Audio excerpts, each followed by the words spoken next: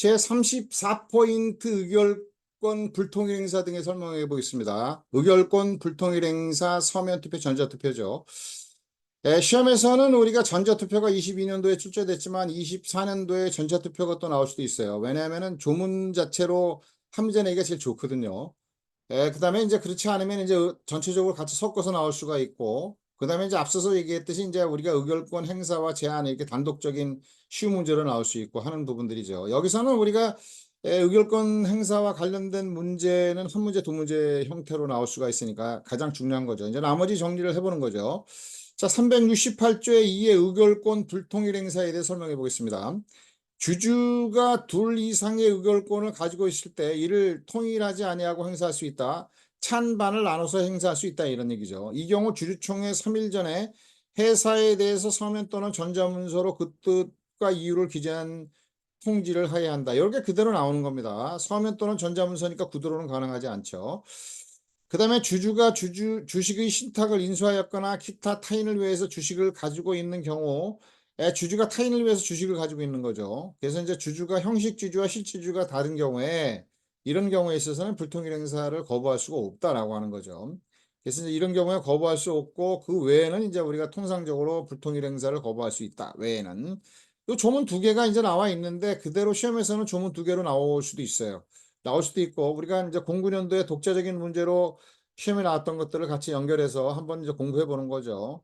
주주가 주식을 둘 이상 소유하고 있을 때 의결권 행사에서 찬반을 달리하는 것이다. 이게 불통일 행사죠. 원칙은 회사는 불통일 행사를 거부할 수 있지만 예외적인 경우죠. 주주가 주식의 신탁을 인수하였거나 기타 타인을 위해서 주식을 가지고 있는 경우는 거부할 수가 없죠. 이럴 때는 형식 주주와 실질 주주가 다른 경우다라고 하는 거죠. 그 다음에 절차입니다.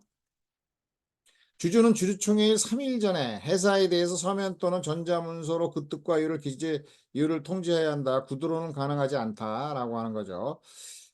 그대로 외워야 되고요. 주주가 의결권 불통일 행사 요건을 갖추어 이를 총회 3일 전에 회사에 통지하였으나 주주총회에서는 의결권을 통일해 행사할 수도 있다. 그래서 이제 불통일 행사를 통지했지만 주주는 통일 행사할 수 있다라고 하는 거죠. 이제 09년도에 시험에 출제가 됐고 지문으로 나오는데 이런 건 뭐 알고 넘어가야 되는 거죠. 불통일 행사 통지하면 통일해서 행사할 수 없다. 그럼 틀리는 거죠. 행사할 수 있다.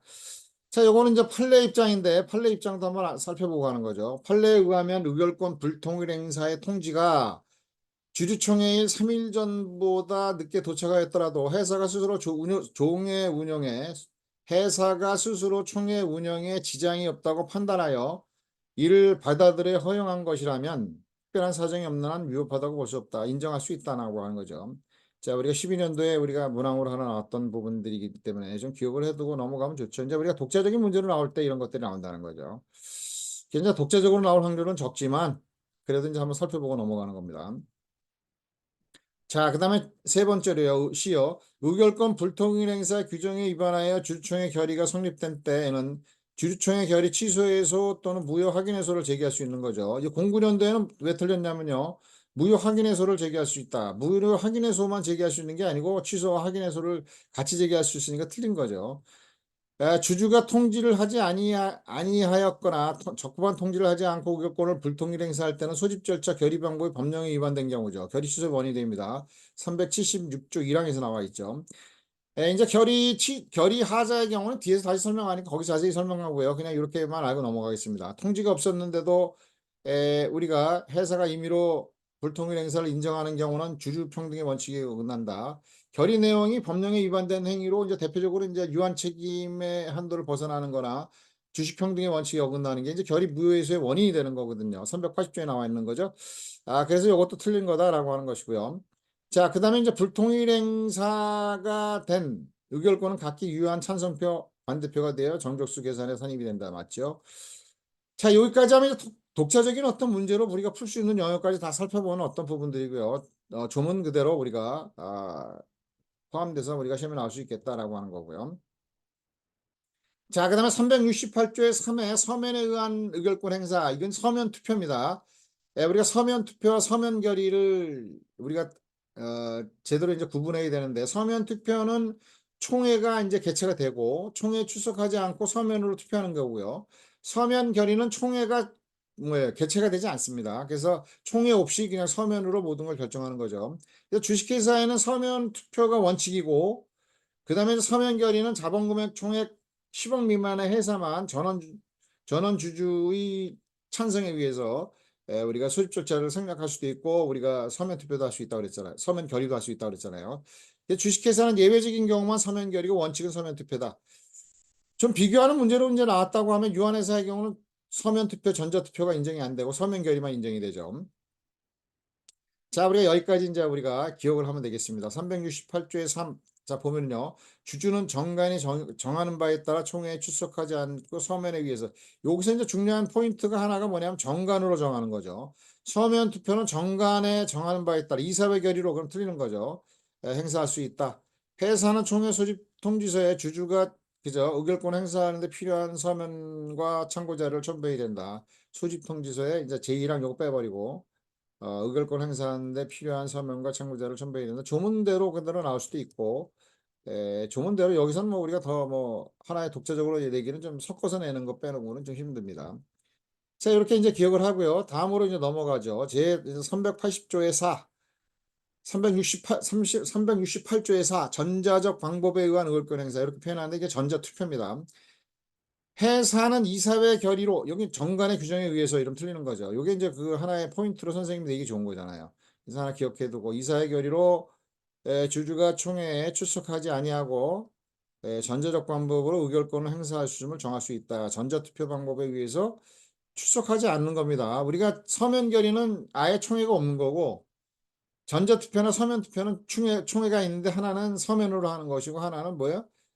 전자문서에 의해서 투표를 하는 거죠. 자, 그 다음에 회사는 소집 통지를 할 때, 그죠? 그 주주가 전자투표 방법으로 의결권 행사할 수 있다는 내용을 이제 통지해야 한다라고 하는 거죠. 그대로 이제 조문이 나오는 거죠. 내기 좋잖아요. 회사가 전자적 방법에 의한 의결권을 행사를 정한 경우에 주주의 확인 절차 및 대통령령으로 정하는 바에 따른 의결권을 행사해야 된다. 이거 뒤에서 좀 살펴보긴 하는데, 요 부분에 대해서 이제 시험에 잘 내지를 않아요. 내지를 않는 게 뭐냐면 대통령령으로 정하는 바에 따라 의결권 행사해야 한다라고 할 때 이게 맞는지 틀린지라고 하는 거죠. 우리가 이제 시험에서 보면은 우리가 상업장부 같은 경우에 33조에 보면은 이제 사항에 이런 얘기가 나오잖아요. 제3항에 따라 장부와 서류를 보존하는 경우 그 보존 방법 기타 필요한 사항은 대통령령으로 정한다. 그냥 그대로 대통령령으로 뭐를 정하는지 상관없이 맞는 거잖아요. 이것도 마찬가지입니다. 따라 의결권을 행사해야 한다. 맞습니다. 그냥 그렇게 나오는데 잘 안 내요. 그래서 뒷부분을 내는 거죠. 회사는 의결권 행사에 필요한 양식과 참고 자료를 주주에게 전적 정보로 제공해야 된다. 예, 맞죠. 22년대도 나왔고 12년대도 나왔고 동일한 주식에 대해서 그죠. 전자투표와 서면투표가 두 개 다 이제 우리가 인정되는 경우에 어떤 걸 선택할 거냐라고 하는 거 둘 다 행사하면 하나의 표에 대해서 하나의 주식에 대해서 이 의결권을 행사하는 거니까 둘 중에 하나를 선택해야 된다라고 하는 거죠. 근데 회사가 의결권 행사에 관한 전자적 기록을 총회가 이건 그대로 외우면 되는 거죠. 나올 수 있는 거잖아요. 회사는 의결권 행사에 관한 전자적 기록을 총회가 끝난 날부터 3개월간 본점에 갖추어 두어 열람하게 하고 총회가 끝난 날까지 5년간 보존해야 된다. 이건 그대로 외우는 겁니다. 주주 확인 절차 등 전자적 방법에 의한 의결권 행사 절차와 그 밖에 필요한 사항은 대통령령으로 정한다. 이런 건 잘 안 낸다는데 안 내긴 하는데 맞는 겁니다. 그대로. 자, 한번 살펴보겠습니다. 전자투표는 이사회 결의사항이다. 서면투표는 정관으로 정한다. 정관 기재사항이죠. 상대적 기재사항이다 이런 얘기입니다. 정관의 기재에 효력이 생긴다라고 하는 건 상대적 기재사항이죠. 자, 우리가 요거 굉장히 중요합니다. 첫 번째 거 이사회 결의에 의한다. 정관에 의한다. 자주 내요. 자주 내요. 그러면 틀려요. 잘못하면. 잘 챙겨두지 않은 거. 챙겨두시라는 거죠. 그 다음에 이제 회사는 주주총회 소집 종지를 할 때 주주가 전자적 방법으로 의결권 행사할 내용을 통지해야 된다. 이 항이 나오는 거고 회사는 의결권 행사에 필요한 양식과 참고 자료를 주주에게 전자적 방법으로 제공해야 한다. 이것도 외워야 되는 거고 두 개가 이제 하나의 주식에 대해서 두 개가 있는 경우 변형되는 경우는 하나만 선택한다. 그러나 동일한 주주가 두 개 이상 주식을 가질 때 하나는 전자투표, 하나는 서면투표 방법을 해도 상관이 없다는 거죠. 하나의 주식에 대해서 둘 중에 하나 선택하라 이런 얘기입니다. 그 다음에 이제 기록 보존 용 그대로 외워야 된다고 그랬죠. 회사는 의결권 행사에 관한 전자적 기록을 총회가 끝난 날부터 3개월간 갖춰두어 열람하게 하고, 그럼 공부할 게 없잖아, 이론이요. 그대로 전 끝난 날 5년간 보존해야 된다. 다 이런 어떤 이론 공부하고 막 이렇게 떠들어대봐야 조문에 나와 있는 거 그 이상은 아닙니다. 그다음에 절차 및 그 밖에 필요한 사항, 주주 확인 절차 및 전자광고에 의한 의결권 행사의 절차와 그 밖에 필요한 사항은 대통령령으로 정한다. 그대로 써도 된다. 회사가 전자적 광고에 의한 의결권 행사를 정한 경우에 주주 확인 절차 대통령령으로 정하는 등 대통령을 정하는 바에 행사해야 한다. 이것도 그냥 그대로 써도 된다는 거죠. 근데 이제 요거를 이렇게 맹글어 봤어요. 이제 이게 이렇게 이제 문제가 될지 안 될지 모르는 어떤 부분이니까 이제 8위인데 요건 이제 우리가 한번 읽어보고 그냥 잊어버리면 돼요. 이렇게 안 해도 되니까. 전자투표를 하고자 하는 주주는 전자서명법의 본인 확인 방법으로 주주 본인을 확인하고 13조 1항 1호 2호에서 확인하는 방법으로 전자서명을 통하여 전자투표를 해야 한다. 2조 3, 2호에 나오는 거죠. 맞습니다.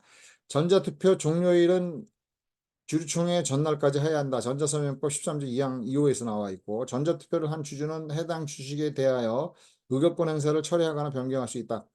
종래의 경우에 있어서는 이런 게 이제 이게 뭐냐면요. 이런 걸 이제 설명을 했던 거는 세무사 시험에 이렇게 시험에 나왔어요. 시행법, 상사시행법 뭐 이런 것들 같이 연결되고 그다음에 이건 전자서명법이죠. 그래서 전자서명법 시행령은 아닙니다. 전자서명법에 나와 있는 거를 이제 시험에 냈거든요. 근데 이제 옛날에는 세무사와 이게 좀 민첩한 관계가 있어요. 2024년도 설명하면서 2023년도에 세무사 시험 문제를 그대로 좀 한두 개 베끼는 경우가 있었거든요. 해설법에서. 근데 요즘에는 잘 안 베껴요. 그냥 어떤 그냥 세무사는 세무사 나름대로 어떤 그냥 출제된 걸로 그걸로 주로 쭉 가고 그다음에 이제 또 똑같죠. 우리가 특별한 건 없습니다. 세무사나 우리가 회계사의 경우는 거의 판례가 안 나오고 조문 중심으로 나오고 있고 약간의 이제 회사법에서만 하니까 조금 더 까다롭게 느껴지는 게 이제 세무사고 공인회계사는 이제 우리가 이제 뭡니까 어음수표도 나오잖아요. 이제 올해까지는 어음수표 나오고 이제 공인회계사법, 외부감사법 이게 두 개가 나오는데 한 100여 개 좀 넘어가는 어떤 그 첨부되는 게 있으니까 한 100여 개 정도 수준이 되는데 시험에서는 더 쉬워요. 쉬운 어떤 부분으로 되는 거죠. 조문만 잘 분석해가지고 그거 이제 우리가 기억해두면 시험 문제 그렇게 어려울 거 없거든요. 여태까지 다 우리가 시험 문제에서 에, 조문 중심으로 시험에 나왔는데 공인회계사법이나 우리가 외관법에 대해서 그렇지 않게 나올 수 없죠. 축제위원으로 상법 교수가 들어가지는 않습니다. 근데 누가 들어가도 뭐 그걸 이론을 맹글거나 뭐 하기는 어렵죠. 그리고 전문가도 있는 것도 아니고 누가 들어가서 그러니까 그냥 조문대로 그냥 조문을 파악하면 돼요. 그냥 몇 개 안 되니까 100여 개 되니까 그거만 8문제 나오는데 그거만 그냥 집중적으로 파면 그냥 8개 그냥 거의 다 그냥 맞을 수 있는 거죠. 그러니까 어음수표법보다 훨씬 더 쉬운 영역이 돼버렸다. 공부하기도 쉽다라고 하는 거죠. 제가 이제 그걸 분석해가지고 그냥 시험에 나올 만한 내용은 이런 거다라고 해가지고 우리가 기업법전이요. 그걸 하나 맹글려고 그래요. 기업법전 하나 내가지고 이제 그걸로 이제 우리 공부하고 600선하고 해가지고 유튜브를 통해서 이제 설명하면서 혼자 우리가 공부를 하면 이제 시간이 좀 많으니까 좀 더 여유롭게 하면서 우리가 공부하고 수험생들한테 도움을 좀 더 많이 줄 수 있는 부분으로 가겠죠. 그게 이제 그런 방법입니다. 유튜브가 이제 우리가 어느 정도 이제 됐으니까 좀 더 뭐 우리가 편집도 좀 더 이쁘게 하고 해서 내년에는 이제 그렇게 할 겁니다. 자, 그 다음에 이제 우리가 가로 8의 경우에 있어서는 우리가 잊어버려도 되겠다라고 하는 것이고, 한번 이제 살펴본 것은 세무사 시험에서도 나왔기 때문에 한번 다시 살펴봤지만, 최근에는 이제 세무사와 관련된 내용들의 그 문제들을 거의 베끼지 않고요. 잘못 베껴가지고 틀린 거 그대로 베껴가지고 틀린 게 있잖아요. 174조에 관한 어떤 조항이죠, 우리가. 우리가 이제 주식회사와 한명회사가 합병하면 주식회사에 틀리는 거잖아요. 주식회사와 한명회사가 합병하면 일방이 뭐예요? 주식회사나 유한책임회사나 유한회사일 경우는 그죠? 존속하는 회사 또는 설립하는 회사는 뭐예요? 주식회사 될 수 있고 유한책임회사 될 수 있고 유한회사 될 수 있다. 174조에 명백히 나와 있는데 그걸 틀려요. 설명도 틀리게 하고 있고 잘못된 거죠. 자, 그래서 여기서 이제 보면은요, 가로 9까지 보고요. 전제적 방법으로 의결권을 행사할 수 있도록 하는 경우, 출석한 주주의 의결권에, 요거는 이제 뭐냐면요, 하나가 이제 연결됐어요. 뭐냐면은, 감사 선임의 방법입니다. 감사 선임의 방법을 전자투표로 하는 경우에, 출석한 주주의 의결권의 과반수로서 감사 선임을 결의할 수 있다라고 하는 게 이제 우리가 2020년 개정된 거거든요. 12월 요게 이제 답으로 나왔어요. 출석한 주주의 의결권의 과반수로서 감사 선임을 결의할 수 있다. 이게 이제 돼 있는데 시험에서는 뭐가 나왔냐면 이제 시험을 하나 문항을 제가 그대로 지문 그대로 저기 뭐야 정리를 해봤습니다. 감사를 전자투표로 선임하는 경우 출석한 주주의 의결권의 과반수와 발행주식 총수 4분의 2 이상의 수로서만 그 선임을 결의해야 한다. 요 뒷부분이 없잖아요. 그죠? 가반수로 선임을 결의해야 된다 그러는 거죠. 반드시 4분의 1 이상의 수로서 이건 아닙니다. 그래서 요게 이제 뭐냐면 368조 1항의 경우에 보통 결의 그 정적수인데 뒤에서 이제 결의 정적수 한번 그것도 따로 띄어서 한번 본다고 그랬죠. 그것도 나올 수도 있는 어떤 부분이기 때문에 그때 가서 좀 자세히 설명하고 요거 이제 시험에 나왔다는 거죠. 틀린 지문이 된 거예요. 요게 이렇게 나왔다. 이제 9호까지도 요것도 이제 우리가 같이 시험에 나올 수 있는 내고 싶은 어떤 욕망들인 부분이니까 요거까지 해서 전자투표에 관한 공부를 우리가 해두면 시험 문제에 나와도 뭐 틀릴 게 없죠. 그래서 이제 공부 방법을 말이죠. 또 다시 한번 강조하면 상법 강의 이론 뭐 이런 거 복잡하게 해가지고 몇 달 한다. 이거는 머리가 나쁜 겁니다. 머리가 나쁜 게 아니고 잘못된 공부 방법이 되는 거죠. 그런 거 다 잘라버리고 그냥 뭐예요? 우리가 상법전을 놓고 거기서 이제 뭐냐면 공부를 하는 거예요, 그대로. 시험에 나오는 내용들이 있잖아요. 기출지문에 나왔던 거 그대로 같이 공부하면서 그걸 이론으로 정립하고 그다음에 좀 약간의 경우 한 5%도 안 되는 거죠. 10점도 안 되는 부분, 한 5점 정도 되는 부분이 5점, 10점 뭐 많이 가면 그렇게 가는데 그게 이제 뭐냐면 상법 이론 좀 까다로운 내용들이 조금 약간 첨부될 수 있는데 그거는 이제 우리가 기출지문에서 나왔던 걸 가지고 크게 벗어나진 않습니다. 그것만 분석해 놓으면 결국엔 뭐냐면은 우리가 한동안 나오는 어떤 공인회계 시험에 나올 때까지 우리가 이제 공부하는 방법은 상법 조문을 공부하고 거기다 기출지문을 갖다 섞어 가지고 외우고 그죠? 그러고 난 다음에 우리가 시험에 대비하면 거의 뭐 90점 이상은 맞는다. 자, 여기까지 우리가 설명을 하고요. 다음으로 이제 우리가 결의 문제 이제 풀어보겠습니다. 그 다음에 이제 결의 하자 이 부분을 다시 또 거기 굉장히 중요한 부분이죠. 거기까지 이제 다시 한번 다음으로 이제 공부해 보죠.